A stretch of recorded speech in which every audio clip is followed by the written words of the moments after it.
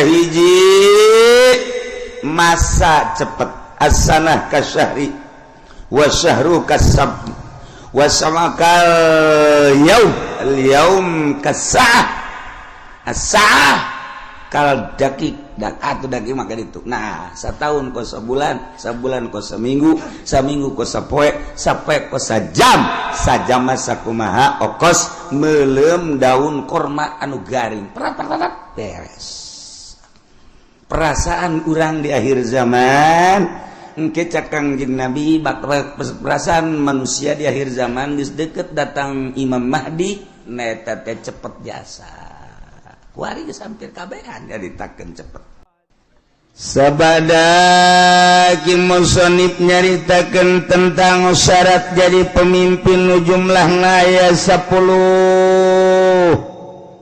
Kahiji syarat jadi pemimpin teh kudu beragama Islam, status muslim teu meunang kafir.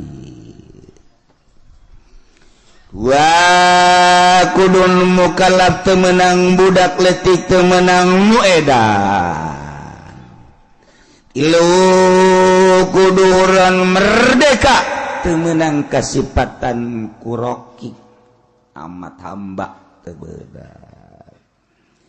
Opat zakaron kudu lalaki ulah cewek ulah awewe geus sing hade lamun geus diulah berarti bakal namun dipilih nimbulkeun karusakan tur nu milihna doraka.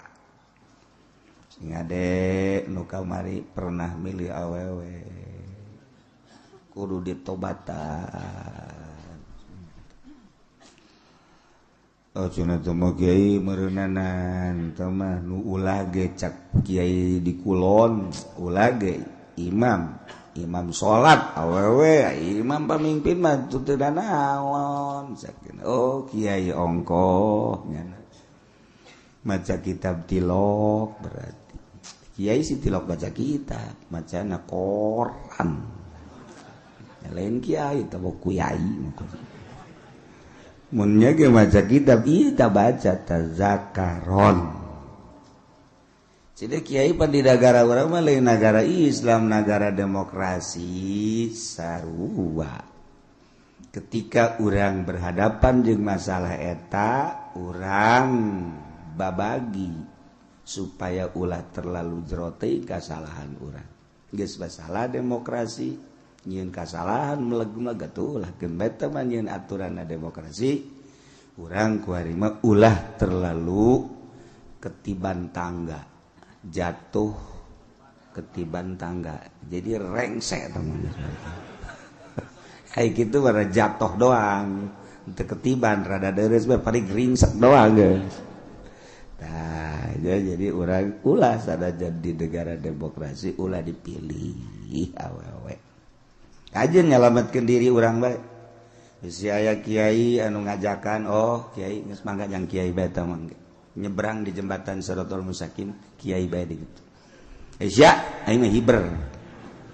Geus beres. Ulah sok sia. Mejeuna ulah sok ka kiai badal kos kitu mah. Kiai kudu disoan badal kos itu. Sia goblok, kiai lebih goblok. Tolol tungtuna turut begeun kiai. Aduh, ampun. Kelima kudu bangsa Quraisy maksudna aya benang merah jalur kepemimpinan kudu boga jiwa pemimpin. Mun teu boga jiwa pemimpin rusak negara acak-acakan. Kagenep adlan kudu nu adil bener-bener teu mementingkeun diri sendiri. Nyana siap untuk membangun bangsa jeung negara. Aya tanda-tanda keadilanana. Sebab kadele kurang hiji mun naik mobil kacana tilok ditutupan. Mana coba teangan pemimpin anu teu nutupan kaca moal aya. Dua mun boga rokok nyana teh kadele masyarakatna hayang ngarokok kajenting nyana teu ngarokok-rokona dibikeun ka masyarakat. Tah eta kan ngeunaheun kana hatena. Menang we satahun pajakna dicokot, rokok dibikeun pajak dicokot. Bloon. Nu jelas kudu adil. Urang neangan adil hese. Ketujuh mujtahidan. Pinter berarti. Sebab itu negara lain desa-desa acat. Berarti loba konflik anu kudu dipecahkeun permasalahan anak. Nyana teu kudu tuh nyatanya deui. Andai kata nanya hanya sekedar perbandingan jeung ilmu nu aya di otaknya anak. Supaya lancar ieu negara kudu mujtahidan. 8 sujaan kudu gede wawanen gagah. Ulah nu pelye gagah ngindaheun urang boga pamimpin nu gagah. Kumis gede mantap. Hehehe, janggotan, cambangan. Jadi urang neuleuh tanjagna ge asana betah urang. Barang neuleuh presiden atau raja urang, ya ini mah beti kali. Eueuh kumisan, eueuh janggotan nu jamaah ulah datang ka kos kitu. Teu bagus. Mun kunjungan ka Arab bisa didumling eta. Sujaan kudu nu gagah. 9 zaroin yang kaharep sing ade yang kaharep si ayang ke kaharep jang diri urang bae salametkeun tanggung jawabna ke di akhirat orang maka ditanya engke ieu mah nu geus mah geus bae geus tanggung ka neraka geus nu geus mah geus ieu nu endek bae nu endek. Nah deuleu ku urang mana nu gagah lalaki geus menaya hae we ulah lalakina nu gagah pinter eta nu dipilih ku urang. Kajen nyalametkeun diri urang bae. Eleh menang sabodok aing mah geus sakitu ta pemikiran aing teh ya lantaran engke ditanya di akhirat. Jehe kumaha gitu. 9 zaraib ngabogaan pemikiran nu luas, wawasan anu jero nu luas. Sebab negara.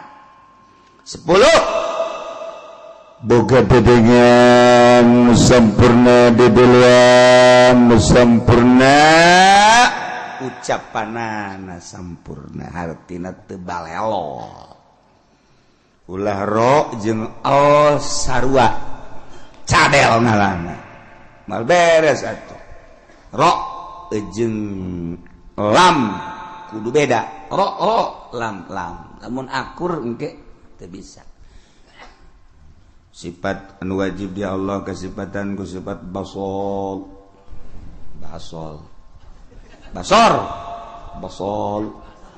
ro basol panjana cadel jadi basol ro lain l tungtuna dikurangan sifat wajib di Allah sifat baso pan baso aing re teu bisa lam salah mending baso kan jadi salah tuh. Gitulah persyaratan jadi pemimpin. Imamul Azam, presiden, raja, atau di bawah dunah, yakni gubernur, bupati, camat, lurah, termasuk RT. Itu raja RT itu sakarajaannya anak sa RT. Urang jadi takeun RT raja atuh make celana pendek pada RT raja kuari deuk nyaritakeun kasahanana jadi imamah kumaha ieu sahna nyana jadi pamimpin seseorang anu memenuhi persyaratan 10 tadi sesuai dengan kriteria anu tadi nyana bisa sah memimpin bangsa kutilu perkara. Nomor kahiji wa tan'aqidul imamatu bil bai'ati wa tan'aqidul imamatu bisa kabundel nyangred sah maksudna jadi pamimpin sifat pamimpin yakni imam presiden gubernur bupati bil bai'ati ku bai'at di bai'at di zaman baheula pertama nu di bai'at ialah Sayyidina Abu Bakrin Siddiq radhiyallahu anhu. Pertama nu di beat jadi pemimpin adalah Sayyidina Abu Bakar Siddiq. Seluruh sahabat anu ngabogaan wawasan anu sampurna berpangkat ijtihad mujtahid berbagai kelompok tina kelompok dicepol untuk mengesahkan kepemimpinan Sayyidina Abu Bakar Siddiq radhiyallahu anhu. Datangkeun Sayyidina Abu Bakar bari Sayyidina Abu Bakar mungeun Sayyidina Abu Bakar mah. Cerik Sayyidina Abu Bakar ketika dipilih jadi khalifah embung. Masya Allah, sarua ketika Sayyidina Umar ge dibeat jadi pemimpin sarua sediheuh Sayyidina Umar. Lantaran sarua jeung ngangsongkeun diri ka seuneu. Yeh, nomor kahiji dibeat. Dibeat lain hayang dibeat, tapi masyarakat tokoh masyarakat ngabeatnya dijadikeun pemimpin. Mentek dituk Kangjeng Nabi tanda akhir zaman geus deukeut datangna Dajjal. Nomor kahiji masa cepet as-sanah kasyahri wa syahru kasab wa samakal yaum kasa'ah as-sa'ah kal dakik atau daki maka itu. Nah, satahun ko sabulan, sabulan ko saminggu, saminggu ko sapoe, sapoe ko sajam, sajam sakumaha okos meuleum daun korma anu garing. Perat beres. Perasaan urang di akhir zaman engke cak Kangjeng Nabi perasaan manusia di akhir zaman geus deukeut datang Imam Mahdi neta teh cepet jasa. Kuari geus hampir kabehan ya ditakeun cepet. Kahiji. Disusul kedua yang mukjizat Kangjeng datang ka kos kitu teh nyaritakeun masih kana jauh ribuan tahun ku Kangjeng Nabi geus dicaritakeun. Di akhir zaman sabada terasa cepet ku kabehan zaman bakalna cuaca genjlong. Cuaca genjlong teh artina nu ngaran usim hujan, nu ngaran usim panas. Usim hujan diisi ku panas, usim panas diisi ku usum hujan, sehingga sulit bagi petani untuk menerka musim hujan iraha. Sebab terjelas hujan, teu diperkirakan bulan eta hujan bae. Teu diperkirakan bulan eta bakal teu hujan, teu diperkirakan bakal hujan, henteu jadi genjlog waktu. Eta geus tereh deukeut Imam Mahdi datang.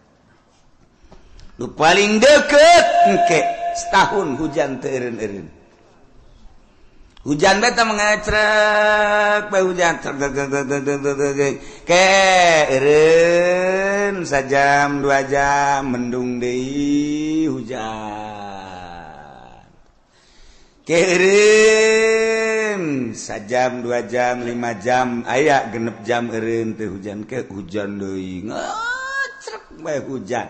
Ke aya 12 jam teh hujan berarti sapoe tapi mendung ke beuting ina hujan atau peuting teu beurang hujan setahun kitu bae cuman eta hujan teh layum bitun nabat henteu ngajadikeun tatangkalan ongko hujan tapi gararing teu jaradi pepelakan nu melak naon bae ge biasana mun kahujanan nyembrung ieu mah malak garing teu jaradi.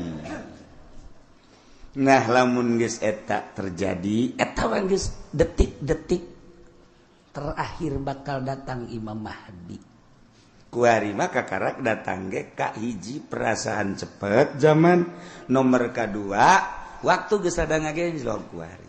musim hujan musim panas mata Kangjeng Nabi Masya Allah ieu mujizat Kangjeng Nabi kula masuk mutalaah mujizat pohara geus karasa ku ari tinggal ngecerk hujan engke aya suara di berbagai pelosok di kaler aya suara seperti suara ki trompet atau suara ti kidul atau ti kulon suara ti wetan atau ti jerotan aya suara gesekan atau suara ti luhur ieu ge sarua geus tereh datang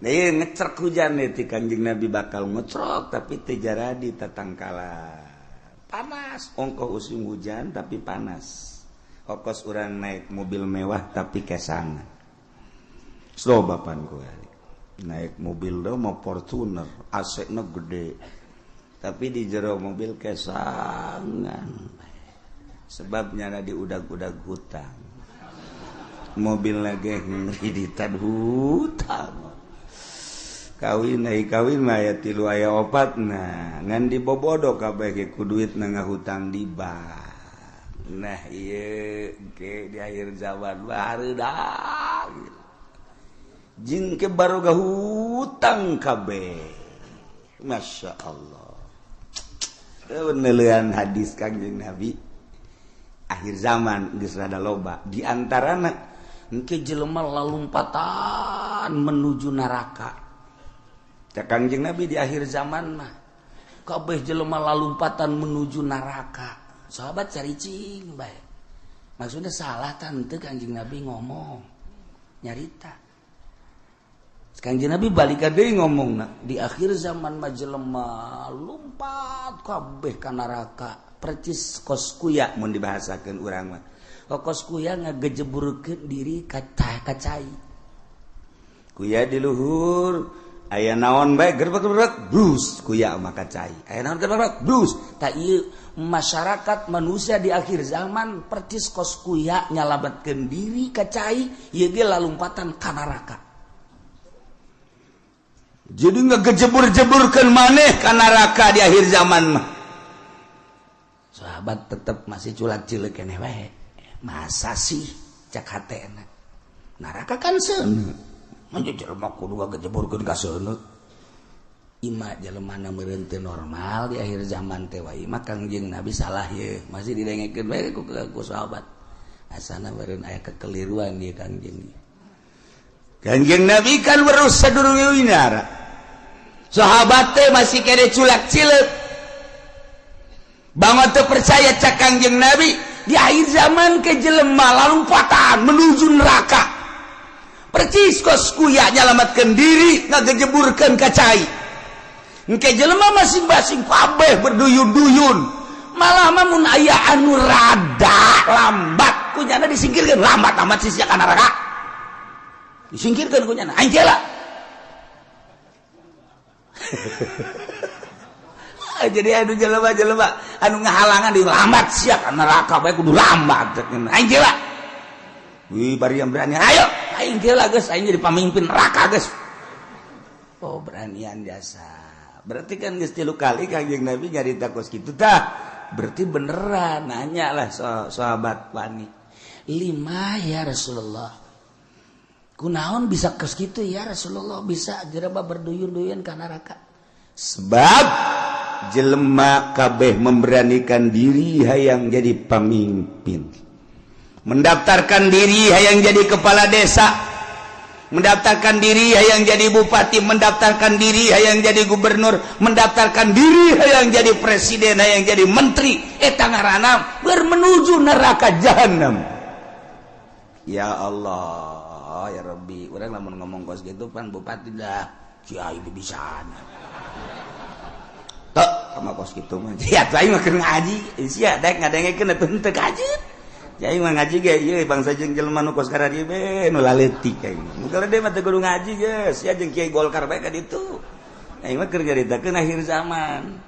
Mun teu percaya datang bae dibere kitabna baca ku sia. Iya, itu bisa cana macana. Emang siapa jadi neraka tuh bisa maca kitab?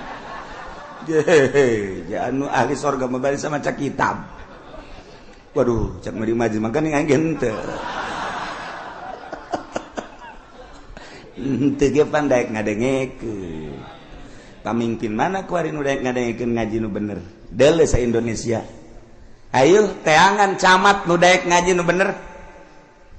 Sugan aya di Pandeglang mah, sugan aya di Serang mah. Coba sugan aya bupati nu daekeun ngaji nu bener.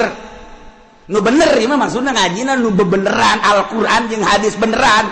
Ya, ceuli aing sumpungkeun. Asal aya bae ge. Mana gubernur? Ieu mah ngaji bae heula ulah ngalaksanakeun ngaji nu bener mana? Mana? Mantak aing ngomong kos gitu teh, bibisaanan sama kiai sakeuna teh. Gitu aja nih bibisaan aing. Itu percaya sia. Atuh babagi bae ge di akhirat. Dah, turun je surga mah lain nu ki uci anu pangeran. Aing mah wau jeung pangeran goblok. Ya, gue ini sombongannya lah. Sombongan gitu mah meujeuna. Pajar baik bener bae sombong lah. Tangkorak sia. Nah, ieu mah keur carita di akhir zaman. Eta Kangjeng Nabi deuleu lah dikena kitab Mukjizatur Rasul fi akhir zaman. Aya kitabna beuli. Geus mah jang pamimpin bae beuli. Sia mah teu kudu lah. Cukup ngadaengkeun di aing geus. Ya Kiai Golkar tilok ngomong genu kitu pan. Kiai partai tilok aing ye gua ngomong ye. Berduyun-duyun jelema menuju neraka. Kaget sahabat. Salah ngomong meureun Kangjeng. Berduyun-duyun jelema ka neraka. Asana lain meureun. Berduyun-duyun jelema ka neraka. Aya anu mandeg disikirkeun. Awas ya, ayo sia mah ka nerakana. Halangan aing. Oh, berarti bener cek sahabat. Lima ya Rasulullah kunaon? Lantaran jelema memberanikan diri hayang mimpin batur puguh diri nage bobolokot ku dosa. Dek mimpin batur pan di zaman Kangjeng mah asal aya nu hayang we nyekel bendera memimpin perang ulah cek Kangjeng Nabi. Berarti aya gorod di balik mimpin perang aya keinginan nu tersembunyi di jerona. Ada udang di balik. Aduh. Ieu mah ongkos nulungan rangda. Eta teh ada udang di balik rangda eta ka jeung hukum wae. Aya rangda katabrak sapeda di ais. Eta teh lain sangais-gaisna. Mun ditanya karunya jasa katabrak sapeda cak cenah. Isukna aya nini-nini katabrak motor diantapkeun ku nya. Goblok Haji Pendi blon. Orang ada udang di balik eta. Aduh, masya Allah. Nah, iya ge, jekel bendera ketika hayang. Teu cek Kangjeng Nabi. Aya gorod ketika embung karak ya. Masya Allah mulus berarti. Nah, jelema di akhir zaman teh anu memberanikan diri hayang jadi pemimpin, berarti nya anak keur lumpat menuju neraka jahanam. Jelema anu dagang di akhir zaman mah berarti jelema anu siap ka neraka nu dagang ge. Sahabat kaget, je pan ka dagang-dagang atuh. Kaget sahabat ge pan ka dagang-dagang kunaon? Sebab di akhir zaman mah eueuh anu teu riba. Dipikir jah berarti menuju neraka kabeh. Eta geus deukeut tamatah geus kos kitu mah geus deukeut jasa. Nah, geus cerita akhir zaman.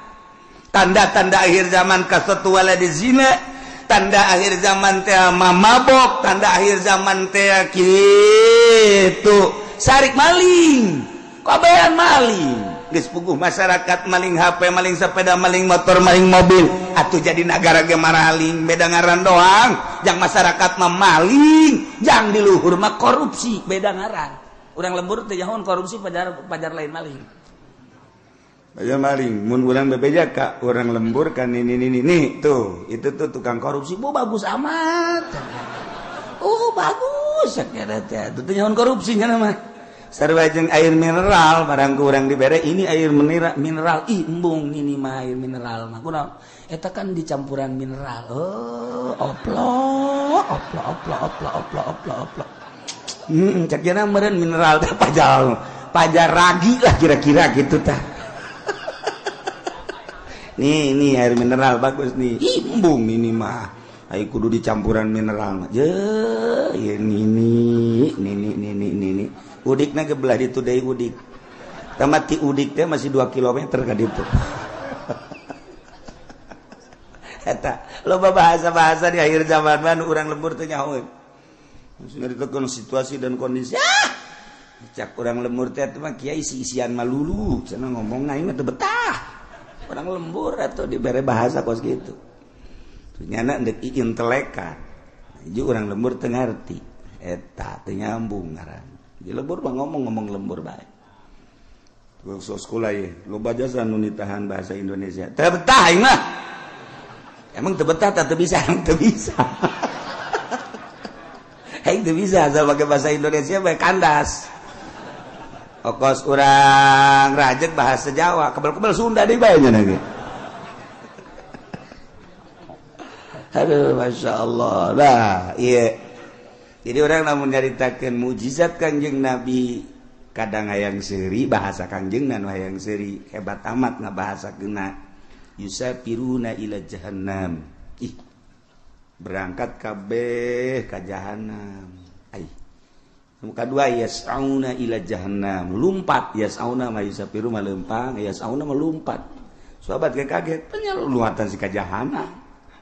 Orang bener siaulah yang serikeun pamimpin lumpat ka jahanam nu tadi kadua pedagang ge orangana lalumpatan ka jahanam nomor katilu cak Kangjeng Nabi di imah bae ge tetep ka jahanam bae yeuh ajeuna mah kabehan tah bupati rada lega bae tadi masa ka aing doang cak bupati jeung gubernur sia ge sarua ayo atuh berjamaah lah 5 ya Rasulullah kunaon make jeung di imah bae ge sebab di jero imah ge teu kaluar tina maksiat di jero imahna di jero kamarna nyieun kamar deui di jero kamarna nyieun kamar deui dipoekan tetep maksiat bae Allah Karim sebab apa di jero mainnya geus bisa make jaringan internasional sanajan di jero kamarna di kamaran deui kamarna dipoekan tapi nyana bisa nempo Hollywood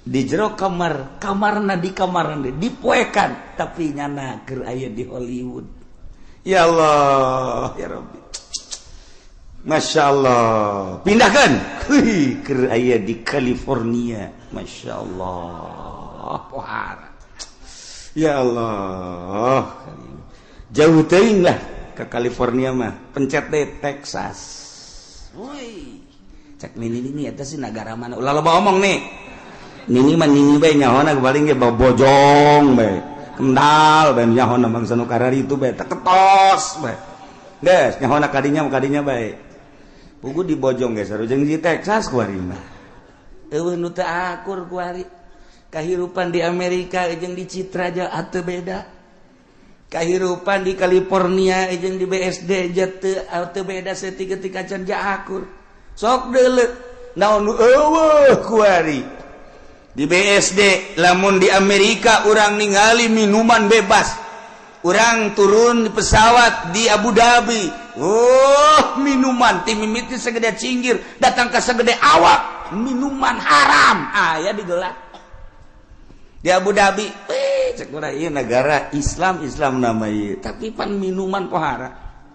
Meuli urang roti di dinya, plek nu belah ditu belah kulon nyelempet dibuka.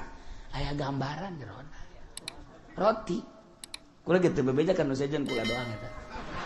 Besi aja mareuli. Roti meuli roti garing belah ditu belah ieu kan minuman tuh. Wow, barulut tempat tadi di Abu Dhabi. Cek ulah teh meuli roti belah ditu tah. Nah. Meuli detik sagede korma segala naon teh. Dibeli buka aya gambaran. Sia seuri emang ngarti tah naon sih.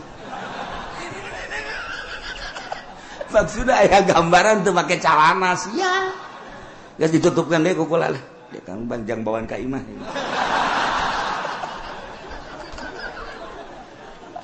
Masya Allah Karim itu beres haji carita ye kan hanya ngarokok kan tumuna ngarokok bebas ayalah tempat-tempat di bandara teh di ditu hiji dia ya karena ada sepi di dia ya ulah asup kadinya keur asup mah kula sorangan menang meureun menit brus urang baru le datang marah ke calana make sakieu ya aing betah ya cek perlakuan ngalakukeun nu teu senonoh di jero dihareupeun manusia-manusia geus biasa kaluar we kula masyaallah karim eta di Abu Dhabi kos kitu di Abu Dhabi encan di jerona eta kakarak di bandara masyaallah karim encan di Amerika na encan di Inggris encan di Jerman di Prancis teu kudu jauh-jauh di urang emang kumaha gitu masyaallah tanyakeun ke kacamat ge pananyakeun kacamat berarti rahasia geus teu kudu nanyakeun ka urang lembur kacamat camat anu gaul tapi camat saha teu jauh kula wae teu jauh gitu jauh jasa 1 2 3 4 camat nu gaul nu sok biasa kapanggih di satelit teu sia mah geus moal nyawa satelit tadi mana dasar lembur sia mah kampungan kos gitulah Indonesia eta ge Tangerang mantak berduyun-duyun menuju neraka di akhir zaman geus eueuh anu henteu lumpat ka neraka cerik kabeh sahabat ketika cerik tetapi aya keneh manusia di eta zaman anu tetep ngomongna teger bae nyana menjaga mata ceuli jeung sajabana tetep bae ka Allah eta teh cek Kangjeng Nabi saeutikna ge saeutik deui qalilan bahasa qalil teh saeutik aqol min golil jadi itu bahasa Kangjeng Nabi aqol min golil leuwih saeutik tinu saeutik jasa mun sakurang mah saeutik jasa eta ge direntogan bae ku bangsana deui nyana negakeun ke hak negakeun adil jujur dina kakarak nyarita doang geus direntogan ku berbagai tokoh ku berbagai masyarakat jeung ku berbagai tapi tetap aya bae cek Kangjeng Nabi datang ka engke Imam Mahdi turun datang ka Dajjal aya bae hiji mah setiap negara kabupaten dibere ku Allah hiji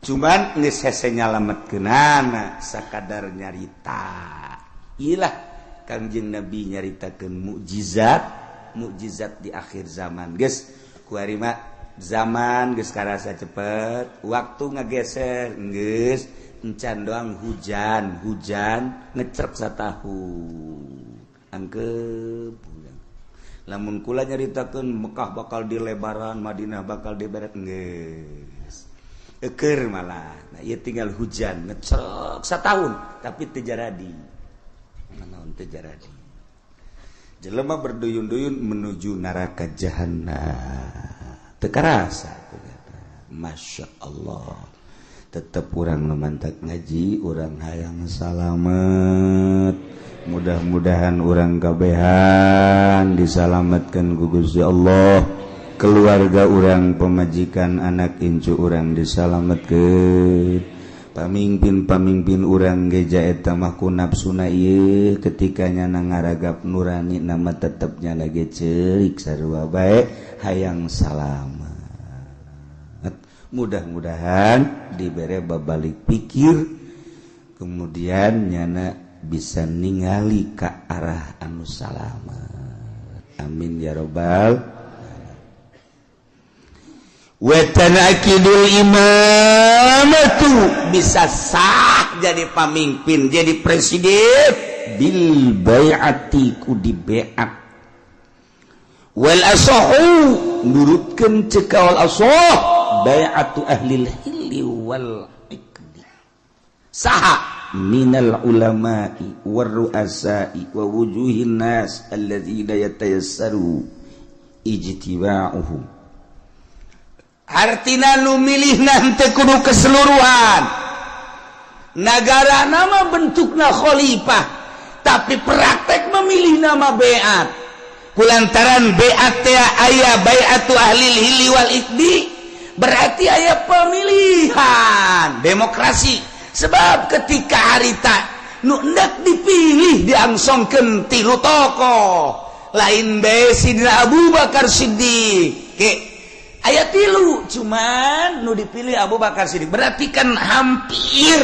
mirip secara demokrasi pemilihan dipilih biasa nah ieu keur carita memilihna wal asahu bai'atu ahlil hilli wal iqdi henteu kudu keseluruhan masyarakat nu buta dituntun nu torek dituntun nu nini dituntun teu kudu jadi dipilih per desa sabaraha nu boga wawasan untuk maju lamun sakecamatan sabaraha desa pilih per desa teh mun sadesa aya 18.000 manusia kemudian diperkecil deui ku ari mah di kitu naon ngaranna dipekarkeun jadi 8.000 atau 7.000 per desa eta nu 7.000 tingali per kelompok-kelompok nasasi nu boga wawasan untuk maju ieu teh jang keselamatan bangsa jeung negara ahlil hilli wal iqdi geus ulama nu milihna ulah diberean duit di umrah-umrahkeun supaya manehanana milih tegala dibere motor dibere mobil aduh eta mah sogok menyogok ngaranna lamun aya kiai nu narima sogokan ti pemerintah sogokan ti jelema-jelema nu endek calon eta berarti kiai keur lumpat nerleng bae dek menuju neraka jahanam teu kudu ese dengan kiai kos gitu lamun aya jelema kiai dek milih pemimpin tapi jana menerima sogokan ti partai ti ketua ti kandidat berarti eta kiai keur ninggalkeun masyarakatna menuju neraka jahanam tinggal kukula ada ditanya aya eueuh kiai nu kos gitu aya lamun aya pang nyebutkeun saurang coba ulah isin-isin saurang be di Tangerang be teu kudu ka sarang-sarang Tangerang aya weh aya urang Pasar Kemis aya weh sia mah aya bae kagak deketan ka Cilomok sia sia mah deuk ka aing meureun kajen kuku mah ge dasarna sia mah ekstrim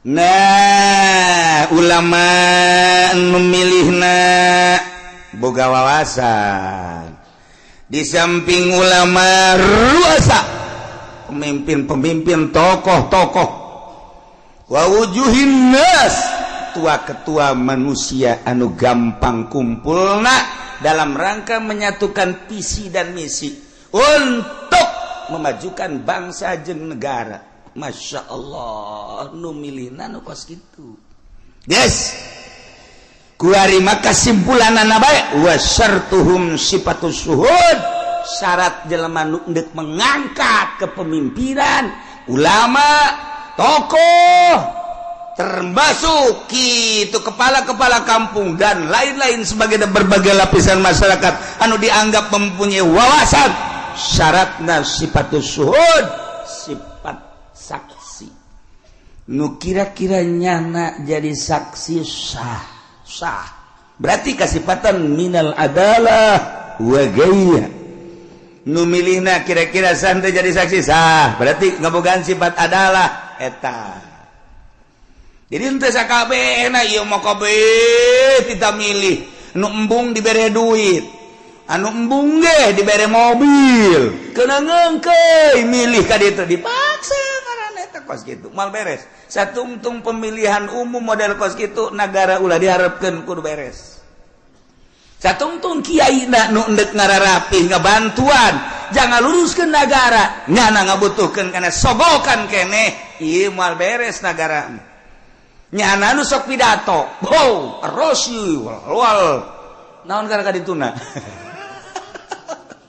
finar cek nyana ya rosi wal murtasi finar nyogok nyug narima sogok kan neraka nyana tas dibere motor mio cekal huluna. Aisyah ngomong goblok. Iya ngomong. Itu beres goreng kiai. Ongkos jelema di kota, Allahu Akbar. Allahu Akbar. Kayak nanaon Allahu Akbar. Pas azan, Allahu Akbar. Hes. Aitia tadi Allahu Akbar. Beratas itu. Allahu Akbar. Waya azan hes. Tekan teu beres eta. Geus balikan urang ngaji, kuari hudangkeun awak urang nu keur hees supaya gigisik tempo gerak ka alam barzah. Ulah neuleuan batur awak urang bakal dibaringkeun di alam barzah. Eueuh nu dibawa kabeh ge sugih teu dibawa, gagah teu dibawa, kabeh ngan awak urang we jeung boeh. Dibukakeun ieu na ditempelkeun pipi urang kana taneuh. Sakadar urang gagah, sakadar gagah keur hirup paeh mah geuninganan kos kitu. Sugih keur hirup paeh mah geuning kos kitu. Baring bae bentakeun mata hate urang aing teh bakal kos kitu. Kabeh nu daek milu rekan-rekan ngan sakada datang ka biwir kuburan. Pemajikan jeung anak datang ka biwir kuburan doang. Pemimpin urang, kepala urang, mun urang bawahan ngan datang ke biwir kuburan doang. Selesai. Ditutup kuburan, urang sorangan di jero. Tanggung jawab urang bakal datang amal-amal urang. Bentakeun mata hate urang eta. Nah, lamun geus bentak itu kan rada dijaheueuh horengan eta ngaranna bentak, udang ngaranna. Geus inget kanu bogana ka Allah Subhanahu wa ta'ala. Nailah di negara Islam cara memilih pemimpin di beat. Cara ngabeatna cekawal asob beatu ahlil hili wal ikdi, ngabeatna ahlil hili wal ikdi, yakni minal ulama war ru'asa wa wujuhin nas. Ulama-ulama jeung pemimpin-pemimpin jeung tokoh-tokoh masyarakat anu mudah berkumpulna untuk menyatukan visi dan misi dalam rangka melajukan bangsa jeung negara. Syaratna sifatus syuhud kudu sahnyana jadi saksi. Berarti kasifatan ku sifat adalah ulah kabehan memilih jam milih nage nya nama teu boga wawasan. Teu boga wawasan jang ngemajukeun umat bangsa jeung nagara, teu boga pikiran kumaha ieu bakalna lamun dipimpin ku seeta nagara urang, perpolitikan, perekonomian, perbudayaan, leuwih agama. Lamun urang geus nyaritakeun agama, kan mayoritas di Indonesia mah urang geus korban. Jakarta geus dipimpin lain ku muslim tapi ku kafir. Teu beurang di jero kan aya musliman. Eta geus bentuk kasalahan. Mangga bae ieu negarana demokrasi kan tetep bae. Urang teh hese ngayakeun muludan di Jakarta. Cobalah gubernur dipersilakan untuk nyambut. Ayo nyanang ke kumaha nyambutna? Hah? Wih. Sebuah nirwana. Lain Kangjeng Nabi nyarekeun nirwana, golok ya. Nyaritakeun rajaban panggil coba mal bisa. Jadi geus eueuh agama mah macet, sedengkeun Indonesia mayoritas agama atuh kudu dihormati mayoritas kajian kumaha ge. Nu mantak ti baheula di urang mah negara demokrasi terpimpin teu murni, henteu bisa nuturkeun Amerika langsung ka pusat ka ditu secara utuh. Sebab lawan mayoritas Islam, loba ulama-ulama, loba wali-wali. Aya kesenjangan atuh lamun kos kitu. Sebab non paling istimewa agama mah Islam. Sebab di Islam mah kabeh merasa terhormati. Kristen dihormati ku Islam mah, Buddha dihormati ku Islam, Katolik dihormati. Pokoknya masing-masing, tetapi anu bercokol memimpin tetap kudu Islam. Nyana tetap dinaungi. Tingali riwayat para khalifah, tingali riwayat para khalifah khulafa ur-rasyidin. kabelah dieuna mentak 35 tahun masa kenabian, masa kekhalifahan, kemudian ka dieuna sultan, kabelah dieuna mah kabelah dieuna cek Kangjeng Nabi sabada eta geus kali itu acak-acakan. Ya, khairul qurun qarni. Terus mayali ali. Nah, berarti Kangjeng Nabi terus sahabat tabi'in tidinya ka dia acak-acakan. Urang di zaman acak-acakan tapi masih keneh bisa maca Quran, maca tafsir ieu ge anugerah ti Gusti Allah Subhanahu wa ta'ala. Di zaman akhir anu geus lain lalagaan, urusan riba, urusan keadilan geus eueuh, kejujuran geus eueuh, tapi tetep bae aya keneh nu beuntas saurang-saurangan di negara aya komo di masyarakat mah teu rusak kabeh sakige geus alhamdulillahirabbil alamin. Salamatkeun diri urang, eueuh nu ngarunyaan ka diri urang iwati diri urang, batur mangan sakadar huhahehe doang. Mantak Tan Syekh Abdul Qadir kedatangan tamu. Setelah kedatangan tamu nyaritakeun cintana ka seseorang. Seri Tan Syekh datang deui tamu nyana nyaritakeun cinta ka seseorang. Seri geus beres ngobrol nyaritakeun cinta, nyaritakeun bendu. Kasih anu mah cinta, kasih anu bendu, kasih anu cinta, kasih anu bendu. Cek Tuan Syekh, cinta ente jeung bendu ente tetep neraka jahanam. Kunaon emang? Sebab cinta jeung benduna lain lillah, aya kepentingan. Urang resep jasa ka tokoh nu itu, pohara. Emang kunaon mantak resep? Sok merean bae. Aing bendu jasa kasih itu, kunaon pelit. Tuh kan? Aing resep jasa ka kiai itu batu. Emang kunaon kiai itu mah naon bae ge jeung meunangnya nama. Itu suara mah menang bae, anu mengkredit menang, segala menang, deposito menang, aing geunaheun. Kadinya aing bebarengan jigana nonton bola tah, kieu mah kudu kos kitu internasional. Aing resep jasa kajana mah. Benduna kasih itu bendu jeung resepna kabeh lain lillah sarua jahannam. Masyaallah. Dah ieu nomor kahiji jelema diangkat jadi pemimpin melalui pemilihan di BAT dipilih ku ahli hilli wal ikdi nu milihna ulama ruasa wujuhin nas yakni nu kasipatan ku sifatus suhud sifat adalah saknyana jadi presiden lantaran dipimpin ku jelema-jelema ku tokoh-tokoh ku bangsa-bangsa anu ngabogaan wawasan tur ngabogaan sifat keadilan nyana mimpina dengan prima ngeunaheun teu leceh. Falamma alqaw sa'ru ayunan nas wastarhabuhum waja'u bisihrin 'azim.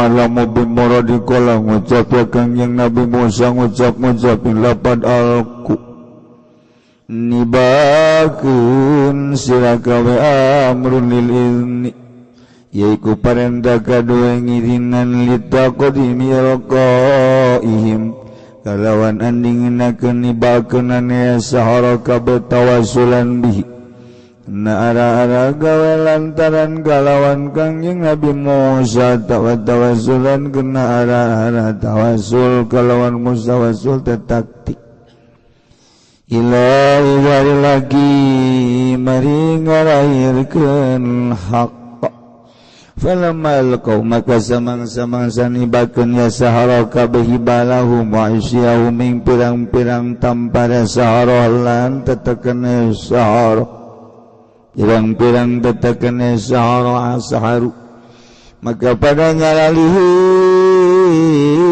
ya sahara kabeh ayunan nasing pirang-pirang mata manusia sawapuhana kikoti dokia tegese molakeun ya sahara kabeh aing ayunan nas saking hakikat nemone ayunan nas wasarhabu namri ngamadani ya sahara kabehum ingnas khawatuhum tegese memeden ya sahara kabehum ingnas haitsu khayaluha hayatan tasa sekira-kira ngareka ya sahara kabeha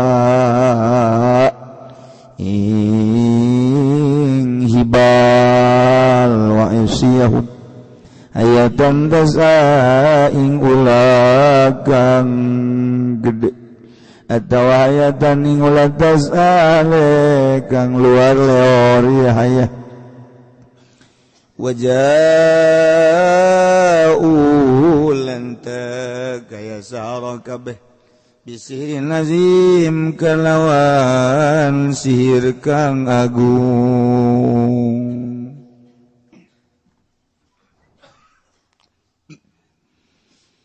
wa auhayna ila Musa an alqi 'asak فإذا هي تلقف ما يأفكون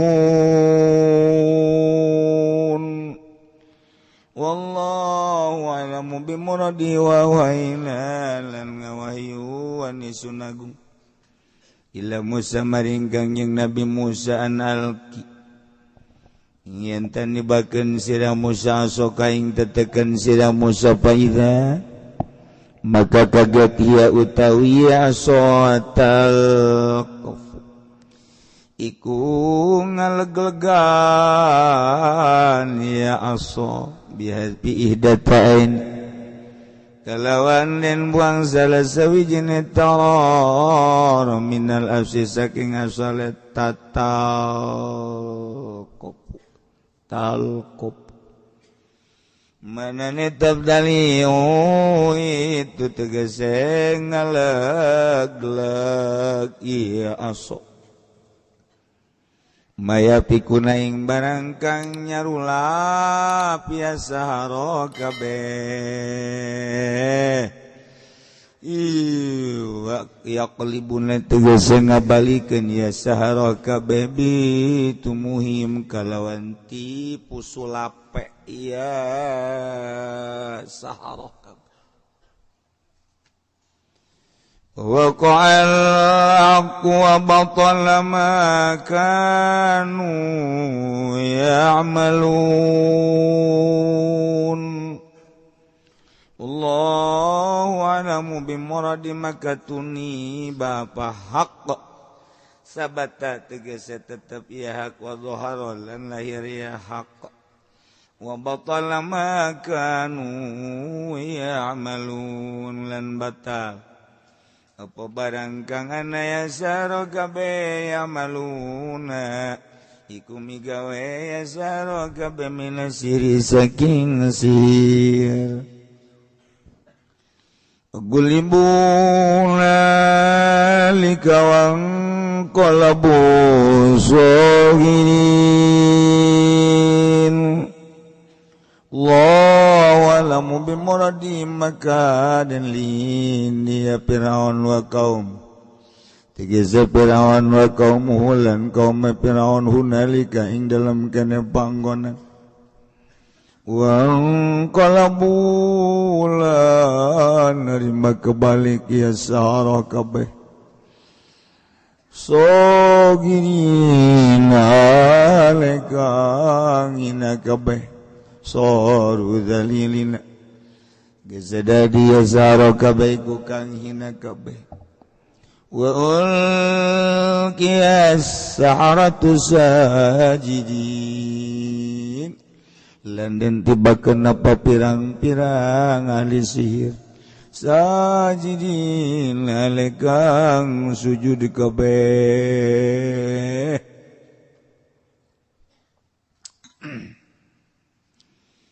qalu amanna bi rabbil alamin rabbi Musa wa Harun qalu ngucap ya sahara kabeh dap ngucapin lapan aman nang imankeun ingsun sadaya birabbil alamin kalawan pangeran alam kabeh Rabbi Musa tegese pangeran Musa wa Harun lan Harun li ilmihim kana waruh saharah kabeh bi anna ma syahadu kalawan satuhune barang kang nyakseni ya saharah kabeh ing minal asa saking tetekan la yata'atta bisihri ikora narima tekaya mak kalawan sihir bisihri kalawan sihir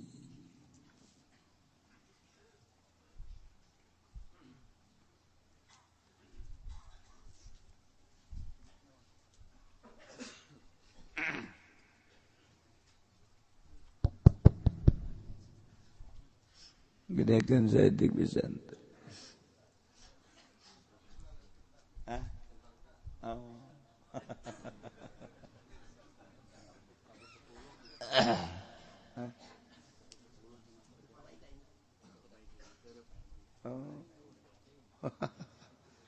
sebelum enggesan Kak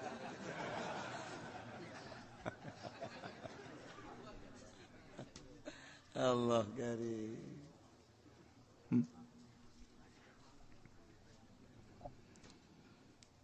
beneran ya teh keur nyaritakeun tentang pertandingan antara pesihir Firaun jeung Kangjeng Nabi Musa nu mawa mukjizat nyaritakeun tentang ngaduna sihir jeung mukjizat Masya Allah. Setiap Rasul terus baik ku Gusti Allah diberi pertandingan supaya ketinggali hakna mukjizat supaya kadulu benerna mukjizat andingkeun jeung sihir. Lamun para rasul pertandinganana sihir jeung mukjizat setelah para rasul teu aya agama dilanjutkan ku para sahabat dilanjutkan ku para tabi'in dilanjutkan ku para aulia Allah subhanahu wa ta'ala ya terus lamun Nabi dibere mukjizat tanding nasir, wali dibere karomah tandinganana tetap sihir. Teluh. Ulah kaget. Lamun kiai diteluh. Ulah kaget. Ja Kangjeng Nabi ge lamun teu diraksa ku Gusti Allah mah teu diteluh. Sarua bae. Terus datang ke kuari. Terus perseteruan jeung pertandingan antara sihir jeung mukjizat, sihir jeung karomah, sihir jeung maunah. Maunah ulah maunah. Maunah tunggak gajah tah sekali jadi. Pertandingan. Duh cenah aing masih amat jadi kiai. Kos kitu mah jah, teu cuma lain ti kiaiin meureun. Can ge jadi kiai geus ieu. Eta cenah beusi ditelu. Tuh kayak ujung-ujung sama paeh bae. Di paeh perang syahid. Paeh ragag cilaka syahid. Paeh ditelu syahid. Allahumma ya qadiyal hajat. Siapa amin bangun dek neluh ka aing.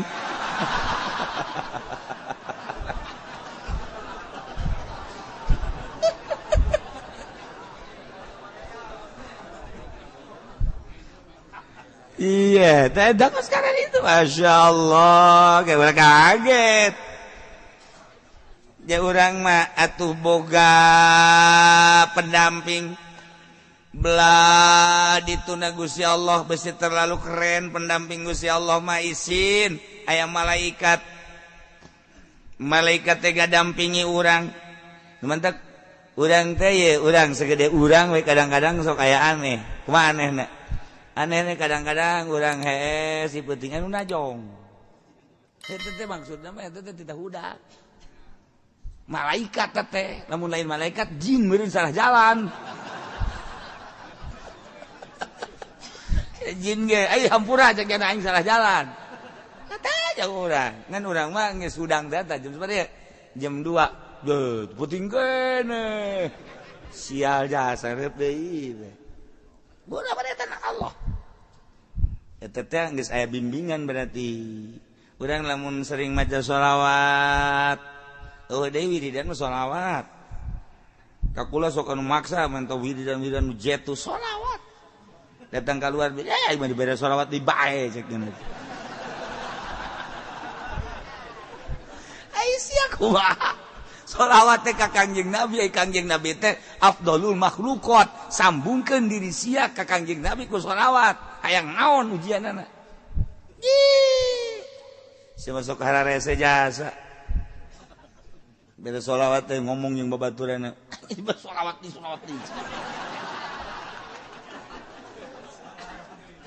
hayang naon atuh sia hayang naon urang dibimbing ku Allah, dibimbing ku malaikat. Lain lalagaan bimbingan. Lamun cacak-cacak eueuh bimbingan moal kuat. Moal kuat tu mantap kuat ge. Seorang penegak agama aya ngabimbing. Boro-boro naon nafsu nabe dibimbing ku Allah. Ulah. Nafsu. Ulah, cilaka dibimbing ku Allah. Tah hayang aya nu ngabimbing model kitu teh eta teh kudu loba hudang ti peuting kudu zikir maca sholawat kakarak di jero hate ngegelempeng blek beda di jero hate teh aya eusian eusi teh eusi ma'rifatullah nu mawa wani nu mawa tegas anu mawa lesang marifat ngomong eta kapan lamun henteu marifat mah teu lesang ai hartina teu lesang teh aya muatan bae ngomong urang di hareupeun bupati muatanana amplop ngomong urang di hareupeun anu ngariung muatanna berkat kos kitu bae kan tuh teu bener kumaha aja sih makara itu eta teh kudu dibenerkeun ku sia aja ingin nyaho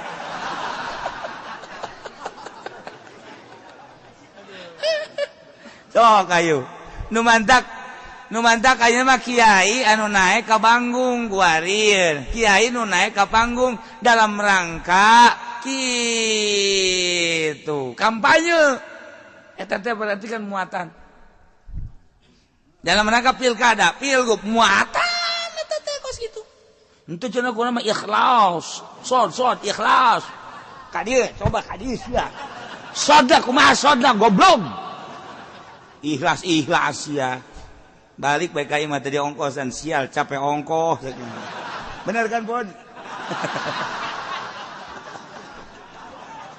nah iman newak nu aya bae lah padahal lain kanyana bae kasih ge sarua ieu keur carita ieu mah muatan teh mawa teu teges geus engke kadengeuna ge lain deui. Saya teh si mana? Si anu ngadiran za kiai. Naon tuh kampanye? Nyatakeun naon tuh?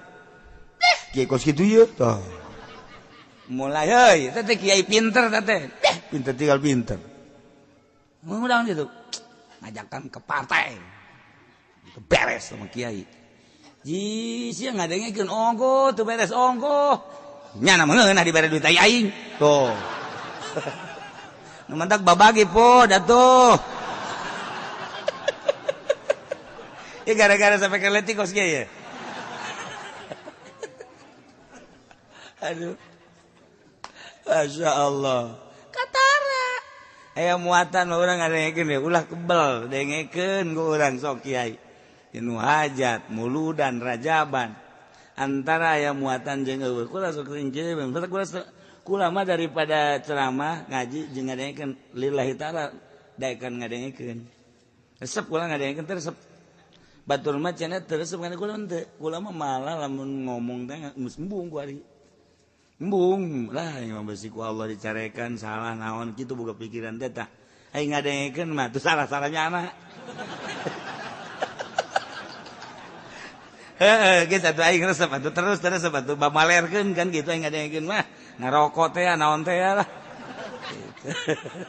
sok ngadengekeun kula teu kebal haju bae muatan katara kuno bisa ngaji bilagah mah komo tek geus katara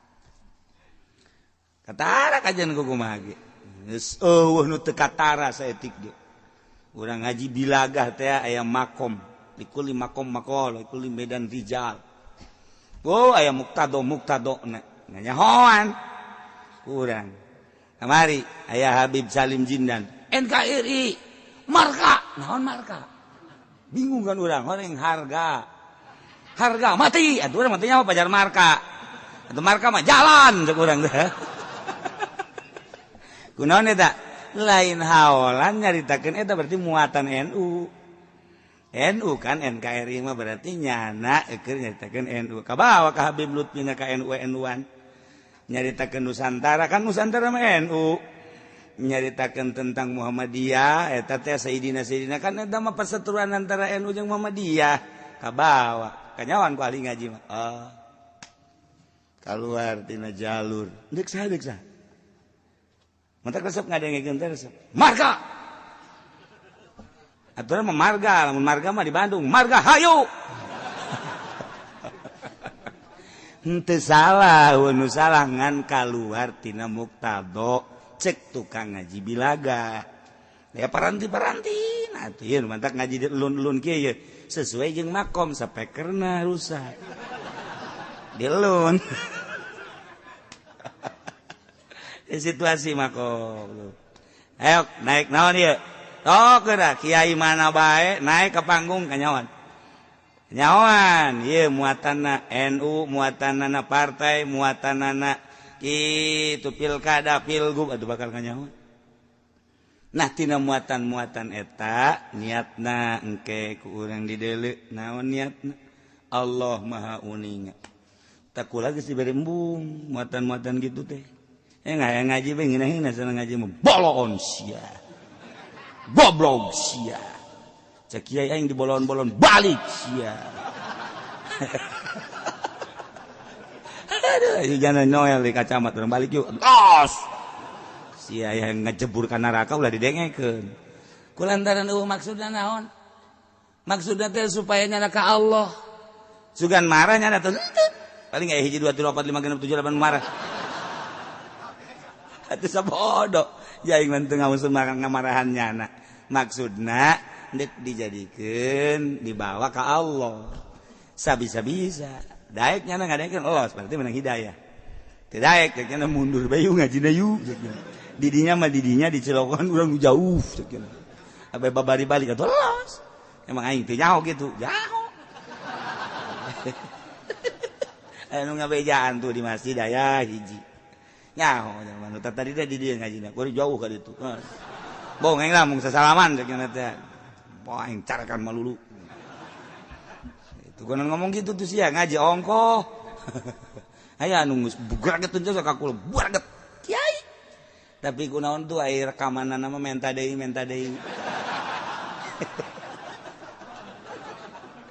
emang kula teh nyawa tuh nyaho jai mah direkam ge embung tiba lagi ulah ngan sararia bae juga rekam aja tak kiai nu tegerseupkeun ka kula teh rekamanana mah boga gunyana terus bae didengekeun eta kan malu-malu kucing ngaranna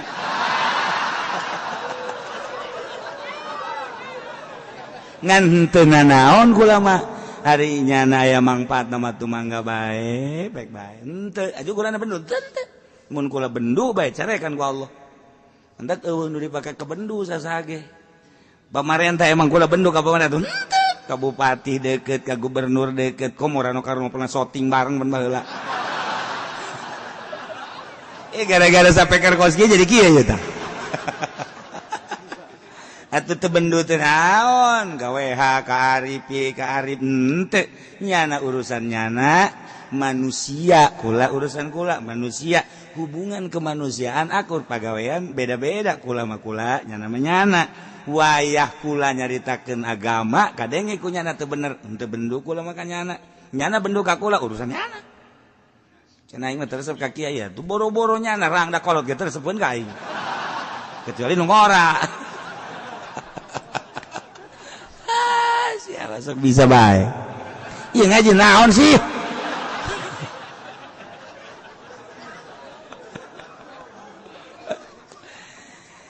kulantaran ieu dongeng Kangjeng Nabi Musa di luar loba nu ngadarengekeun hayang kelanjutanana urang mah di jero bisa ngadenge di luar makan teu karunya sedengkeun ieu kan rame sebab pesetruan ngadu sihir jeung mukjizat hendeuk diperagakeun ieu teh antara sihir jeung mukjizat kulantaran situasina urang mah bisa bae dipaksakeun di jero di api nu di luar mapan karunya nah ieu mah urang sakieu bae wallahu a'lam.